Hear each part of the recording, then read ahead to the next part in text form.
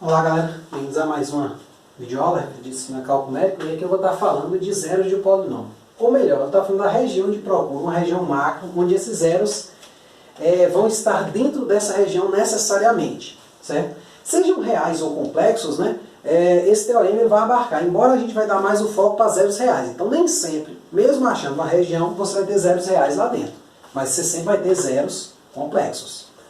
Tá certo? Essencialmente, a ideia nossa aqui é achar esses dois limites aqui, ó, de modo que os zeros do meu polinômio estejam aqui dentro. Ou seja, fora desse círculo aqui, eu estou colocando no caso dos zeros complexos, né, no caso dos reais, fora desse intervalo de menos L a L, meu polinômio não vai poder mais fazer isso aqui, ó. Não vai poder ter isso. Certo? Ele não vai poder mais cortar, sei lá, cortou aqui fora, ó. Aí ele desceu aqui e fez lá a lambança dele, ele não vai poder mais isso aqui acontecer, certo? Ou seja, os únicos zeros que ele vai poder ter vão estar dentro desta bola. Isso aí não quer dizer que quando eu jogar um valor e jogar outro vai haver mudança de sinal, não. Mas assim, isso aí é um primeiro passo para você fazer uma espécie de refinamento para procurar o quê? Mudanças de sinal. Então ao invés de você estar procurando lá longe, você não precisa ir tão longe assim. Por quê? O eixo x é infinito, então meu polinômio ele poderia ter um zero, sei lá, você podia pensar, pô, mas ele pode ter um zero lá em 1 milhão, 1 trilhão, por que eu não estou procurando lá? Porque na verdade, os resultados que eu vou colocar nessa aula aqui vão lhe dizer que você não precisa procurar tão longe. Vai ter um limite máximo onde os zeros não vão poder ultrapassar esse limite, tá certo? Para isso, a gente tem três resultados, que são esse primeiro teorema, esse horário que está ligado a ele, e para esses dois aqui, eu vou utilizar para estar demonstrando esse último aqui, que é o teorema que cita esse nosso L. E depois a gente também faz um exemplozinho para a gente fixar bem o que está ocorrendo, tá certo? Eu vou apagar aqui, então essa é a ideia da aula, é achar esse L aqui, ó, de modo que todos os meus zeros do polinômio estejam aqui dentro desse círculo, né? Ou melhor, desse intervalo aqui, se eu estiver pensando nos zeros reais, tá certo? Então vamos lá. O teorema 1, ele diz o seguinte: seja P de x um polinômio x elevado a n mais a n menos 1, x elevado a n menos 1 mais a 1x mais a 0, um polinômio de grau n com a 0 diferente de 0. Certo? Então esse polinômio aqui é dito, se não me engano, de polinômio mônico, porque ele não tem esse primeiro coeficiente dele aqui vale 1. Se não for isso, vai ter um nome específico. Mas esse primeiro coeficiente dele aqui ele não pode ser livre, ele tem que valer exatamente 1. Ou seja, se não tiver isso, você divide, né, o polinômio por esse valor. Aí o que você tem aqui é o seguinte, ó, se esta condição aqui for satisfeita, ou seja, se você pegar para uma certa região x, esse x aqui ele é variável, e para essa certa região, se você pegar e dividir todos os coeficientes por uma potência de x elevado a n menos i, né, por exemplo, o A0 você vai dividir por x elevado a n, o A1 por x elevado a n menos 1, isso em módulo, né, tudo isso. E somar toda essa galera, e isso der menor que 1, então, e o seu x também for diferente de 0, então o seu polinômio não pode se anular ali. Quer dizer, esse teorema aqui é uma espécie de teorema para você saber onde não tem zeros. Tá certo? Só que você vai perceber que ele é um pouco ineficiente, porque ele depende de x. X é variável. Tá certo? O que não vai ocorrer no último teorema. Mas, tudo bem, ele é mais como suporte para o último. Aí eu tenho um corolário que vai decorrer imediatamente desse teorema 1, que eu vou estar demonstrando aqui também, que é o seguinte: se cada carinha agora, aqui eu estava olhando para o somatório de todos esses indivíduos, mas aqui agora eu vou estar olhando para cada termo de cada monômio aqui, cada coeficiente. Então eu vou pegar esse cara, tirar a raiz n menos i dele. Por exemplo, do A0 eu vou tirar a raiz enésima. Do A1 vou tirar a raiz n menos 1. Do A2 vou fazer tudo isso e dividir por esse x que vai estar nessa região. Tá certo? E se isso der menor que meio para todos os i's que eu escolhi aqui, ou seja, para todos os coeficientes, e o meu x não muda, então meu polinômio também não vai se anular. Então isso aí é um corolário que vai decorrer desse teorema. Por último, eu vou ter isso aqui. Se eu tiver esse polinômio de grau n e a 0 diferente de 0, é a mesma coisa dos outros, né? Se aqui for um zero de P, então esse que se em módulo ele é menor que L, que é aquela ideia ali, né? Os zeros vão estar de menos L a L no desenho que eu apaguei aqui. Então vamos à demonstração do primeiro. As demonstrações aqui são bem curtas, tá certo? São bem simples. Né? Vamos analisar aqui o seguinte, ó. Temos aqui. Então, olhando primeiro aqui, eu quero mostrar, quer dizer, quero usar esse fato aqui para provar que ele não pode ser zero, esse polinômio escrito dessa forma aqui. Então vamos escrevê-lo um pouquinho melhor. P de x é x elevado a n mais a n menos 1, x elevado a n menos 1 mais a1, x mais a0. Então eu vou botar o x elevado a n em evidência. Colocando em evidência é como se eu dividisse todo mundo por x elevado a n. Então aqui vai ficar 1, a n menos 1 sobre x, porque quando eu cortar aqui vai cancelar, vai ficar x a menos 1, você pode descer ele. Aí depois vai ficar a n menos 2 sobre x a menos 2, tal, até aqui fique a1 sobre x elevado a n menos 1 mais a0 sobre x elevado a n.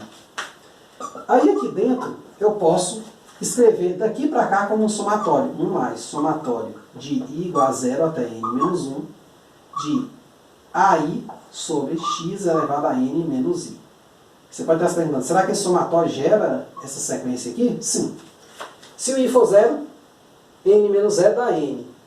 I igual a 0. Então fica 0 sobre x elevado a n. Se o i for 1, a1 sobre x elevado a n menos 1. E se o i for n menos 1, fica n menos 1, vai dar 1 aqui embaixo. E a n menos 1, a n menos 1 e x a primeira. O que acontece? Ó? Existe uma propriedade que diz o seguinte, que o módulo de um somatório, que no caso vai ser esse aqui, isso vai ser igual, menor ou igual ao somatório de cada pedacinho desse aqui, do módulo de cada pedacinho. É equivalente a esse resultado aqui, ó. Em duas dimensões tem isso aqui, ó. A mais B é menor ou igual que o módulo de A mais módulo de B. Só que isso aqui vale para 3 ou mais casos. Por exemplo, se eu tiver aqui x1 mais x2 mais xn. Isso aqui é menor ou igual que o módulo de x1 mais o módulo de x2 mais o módulo de xn. Tá certo? Então vale essa propriedade aí. Eu vou estar usando ela aqui. Tá certo? Só você voltar em algum livro de cálculo que você vai achar ela. Então, i igual a 0 até n menos 1. Aqui o módulo eu vou usar duas barrinhas, né? Ele está usando essa notação. De ai sobre x elevado a n menos i. Só que o módulo eu posso passar ele para cada parte. O módulo do quociente é o quociente dos módulos. Então isso aqui vai ficar somatório de i igual a 0 até n menos 1 do módulo de ai sobre o módulo de x elevado a n. Quer dizer, o módulo de x elevado a n menos i. Só que isso aqui, por definição, é menor que zero. O que significa? Por definição não, por hipótese, né? Por hipótese, desculpa. É menor que 1. Significa o seguinte, se esse cara aqui em módulo, que é isso aqui, ó, é menor que 1, significa que isso aqui varia de menos 1 a 1 mais estritamente. Ele não pode ser nem menos 1 nem 1. Então, esta coisa aqui, ó, por isso aqui, ó, esse cara aqui, ele é maior que menos 1, né? Então, quando eu somar ele com 1, eu não vou poder anular. Porque também o x é diferente de 0. Então, eu não anulo nem fora, nem aqui. Como? Né? Módulo de i igual a 0, n menos 1, de ai sobre x elevado a n menos i é menor que 1, temos que esse cara é maior que menos 1. Porque se ele é menor que 1, ele fica entre menos 1 e 1. Então,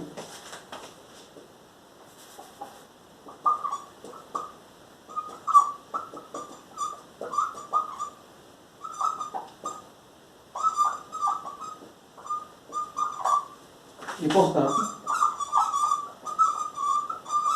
P de x tem que ser diferente de 0. Tá certo? Porque quando eu somar esse cara aqui, para ser 0, esse cara aqui tem que ser exatamente menos 1. Mas ele... Opa, igual não, desculpe, gente. Pelo amor de Deus. Acabei botando estrito aqui em cima, é menor estrito. Então, isso aqui teria que ser exatamente menos 1. Não pode ser porque ele é estritamente maior que menos 1 e estritamente menor que 1. Então, daí eu concluo que o polinômio não é 0. Uma coisa que eu vou fazer aqui agora é o seguinte. A demonstração do próximo consiste no seguinte. Se eu manipular adequadamente esta coisa aqui, eu provo o colorário. E é exatamente Um corolário mora exatamente nesse tipo de situação, que é o seguinte: eu tenho um teorema e rapidamente eu consigo demonstrar um resultado. Então costuma-se chamar esse resultado de corolário, quando ele é uma decorrência quase que imediata de um teorema. Tá certo? Então, o corolário normalmente ele vem abaixo de um teorema, por quê? Porque você repete parte das hipóteses, ou seja, embora eu não estou dizendo nada aqui, eu estou considerando um polinômio nessa forma, estou considerando um A0 diferente de zero, estou considerando um X diferente de zero, então estou considerando tudo que eu considero no teorema, ou seja, é como se ele precisasse de um teorema para sobreviver. Um corolário não sobrevive sem um teorema. Então as hipóteses do teorema são válidas ainda no corolário, mesmo que não citadas. Claro que no corolário citei uma a mais, tá certo? Então vamos demonstrar esse corolário aí.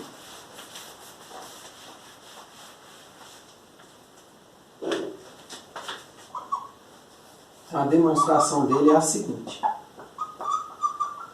Temos que... eu não vou pegar isso aqui menor que 1, tá certo? Mas eu vou escrever só esse pedaço aqui, ó. Isso aqui vago, sem atrelar a nada.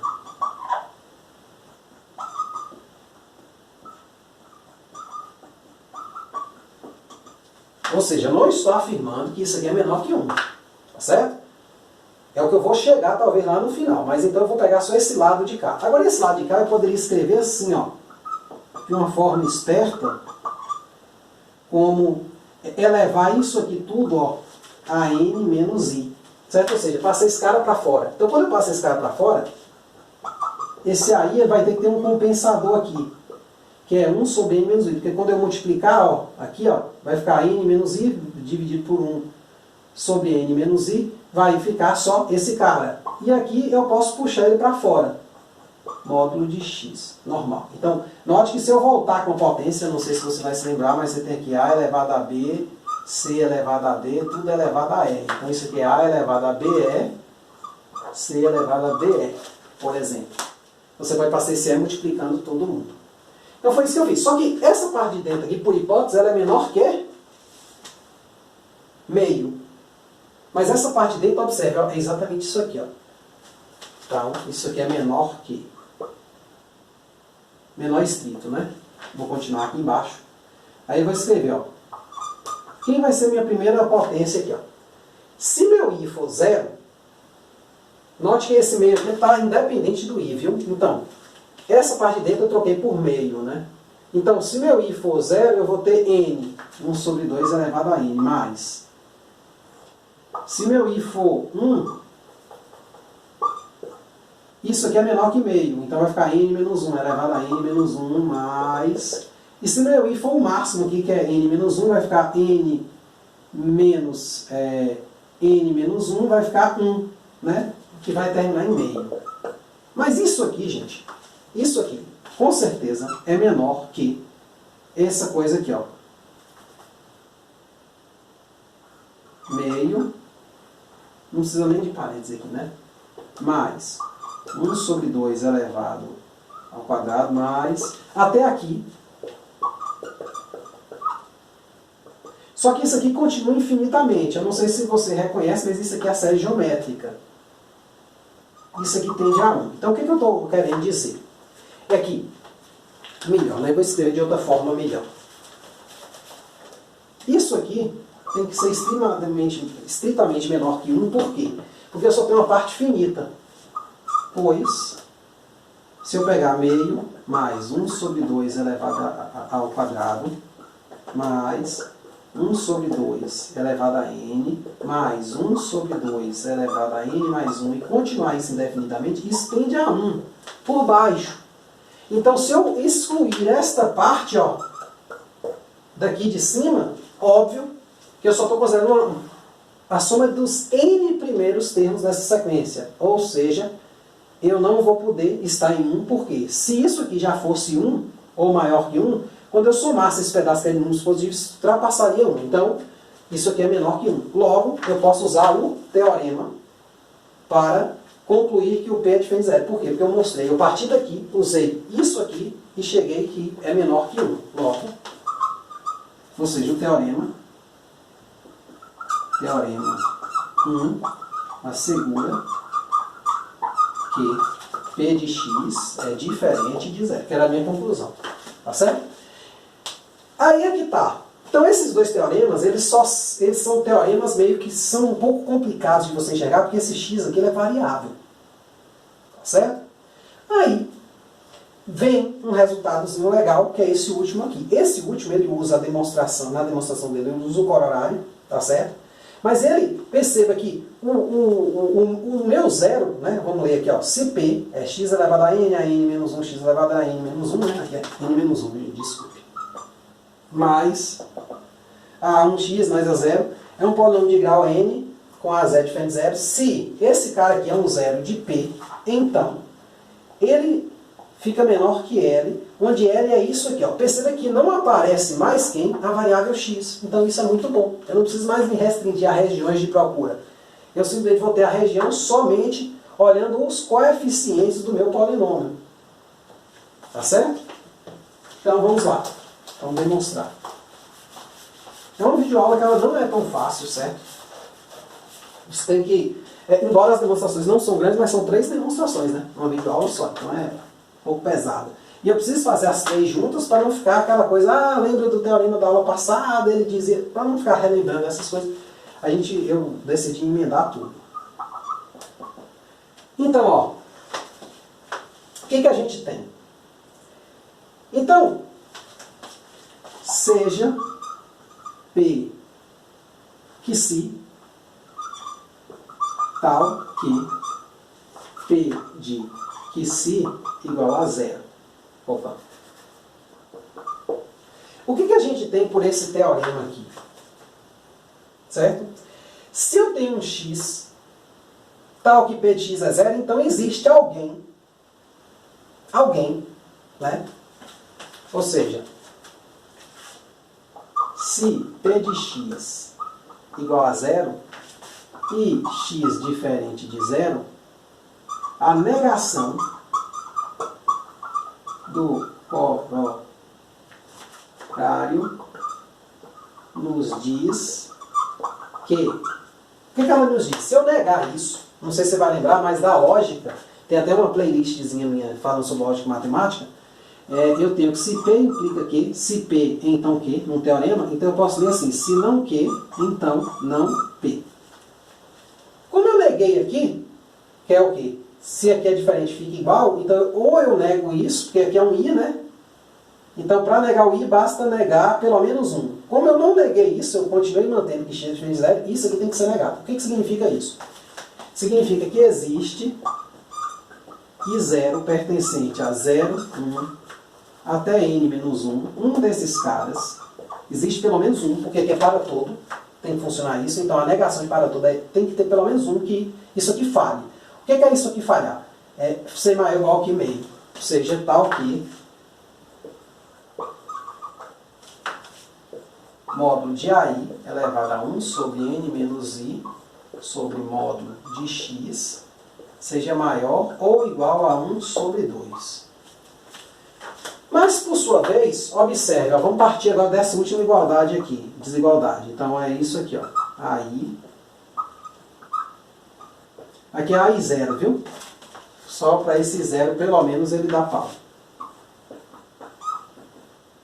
Mas isso aqui, ó, por sua vez, é menor que esse máximo aqui, ó.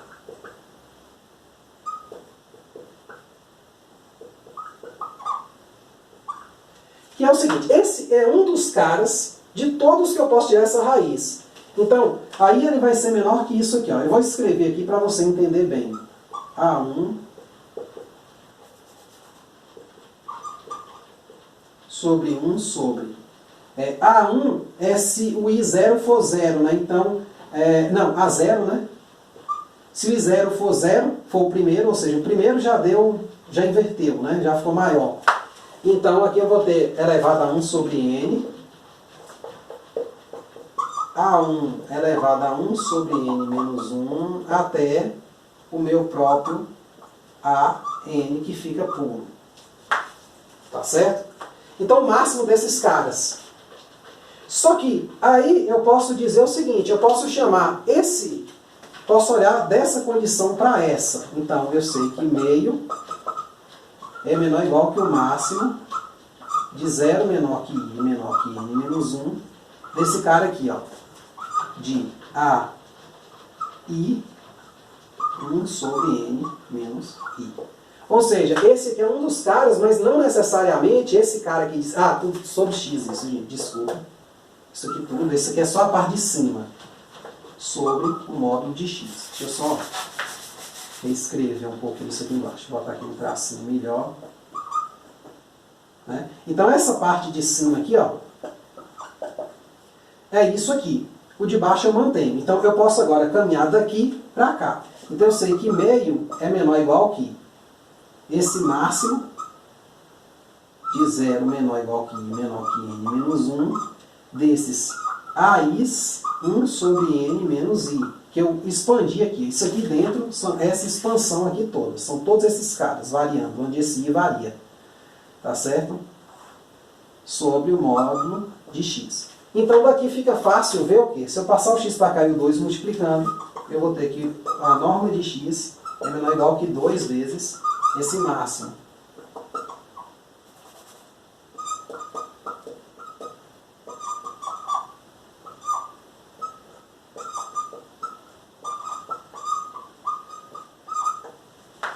Pronto.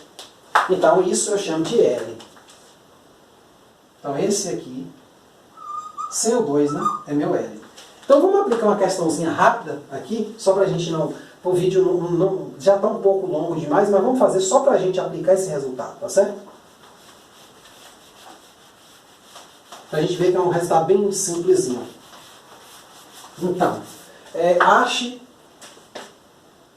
Né, o exemplo é assim, né? Exemplo. Encontre o limite L, que a gente chama de externo, né? Externo. Na próxima aula eu vou falar um pouco melhor sobre isso. Encontre o limite L, no caso externo, para os zeros de P de x igual a x ao cubo menos 10x ao quadrado mais... deixa eu pensar aqui qual é, né? O polinômio... Não, é mais 3x ao quadrado, senão... Né? Menos 10x mais 24. Esse que eu já mais ou menos sei a resposta se eu estiver cometendo algum erro de conta, né? Então, o que a gente faz aqui, ó? Então, meu n aqui é 3, né? Temos que o meu A, esse cara aqui é quem? Meu A3, A2, A1 e tal. Então, meu A3 é 1, tá tudo ok, né? Então, eu só posso aplicar isso e n igual a 3, né? Então, esse primeiro cara tem que ser 1. Se não for 1, eu tenho que dividir todo mundo por ele e considerar um polinômio auxiliar a esse. Viu? Eu vou estar fazendo isso aí no exercício. Então, aqui está ok. E o n é 3. Então, meu L, ele vai ser o máximo, né? Aqui, está vendo 2 aqui, né, gente? Ah, tá, esqueci. Então, meu L vai ser o máximo de 0 menor que I menor que 3 menos 1, que é n menos 1, eu vou escrever aqui a fórmula, né? N menos 1 de AI elevado a 1 sobre n menos I. Então aqui vai ser o seguinte, ó, meu L, 2, né? 2 vezes o máximo de 0 menor igual que I menor que 3 menos 1 dá 2 de quem? De todos esses caras aqui, ó. Se o I for 0, vai ser A0 elevado a 1 sobre 3. A1, que é o I igual a 1, aqui vai ficar 3 menos 1, vai dar 2 elevado a meio, vai ser a raiz quadrada.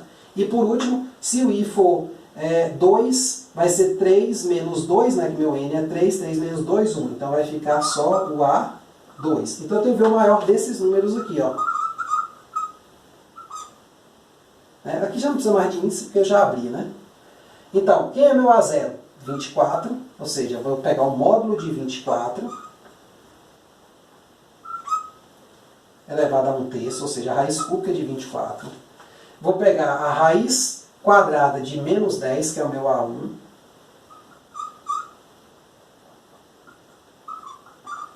E vou pegar esse cara aqui sem raiz. Certo? Então, quem é o máximo desse cara aqui? Se eu bater na calculadora, eu vou fazer esse cálculo aqui só para desencargo de consciência, né, para você acreditar. Por exemplo, se eu pegar aqui 24 elevado a 1 dividido por 3. Opa.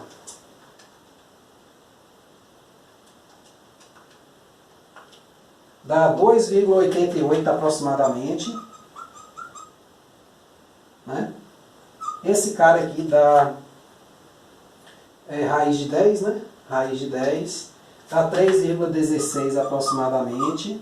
E esse cara aqui dá o próprio 3 mesmo. Então esse aqui é o máximo. Ou seja, meu L igual a 2 raiz de 10. Lembrando, né, que aqui é 10 elevado a meio, é raiz de 10, pronto. Então, isso implica em dizer o seguinte, que meu QC, ele pertence a menos 2 raiz de 10, 2 raiz de 10. Vou fazer só um desenhozinho aqui, para a gente entender essa questão, o que ela significa. O principal número de grau 3, ele tem pelo menos uma raiz real, né, digamos assim. Se eu fosse pensar num desenho para ele,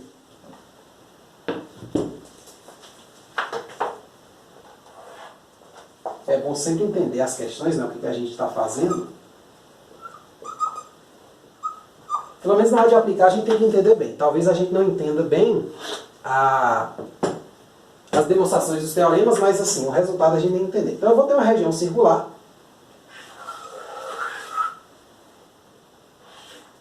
que vai ser essa aqui, onde esse número aqui é menos 2 raiz de 10, e esse aqui é 2 raiz de 10, onde, se meu polinômio cortar em algum ponto, vai ter que estar dentro dessa bolinha aqui. Ou seja, fora não pode ter raízes.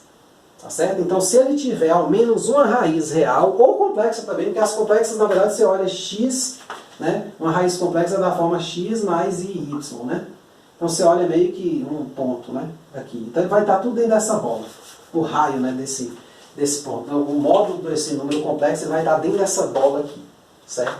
Então, todos os zeros estão aqui dentro. Então essa é a ideia do resultado, tá certo? Na próxima videoaula eu vou estar refinando e mostrando que eu posso também excluir daqui um anel. Quer dizer, eu vou excluir uma região central onde ela não vai estar. Então ela vai ficar só nessa parte anelar aqui, certo? É isso aí. Espero ter entendido. Muito obrigado. Até a próxima.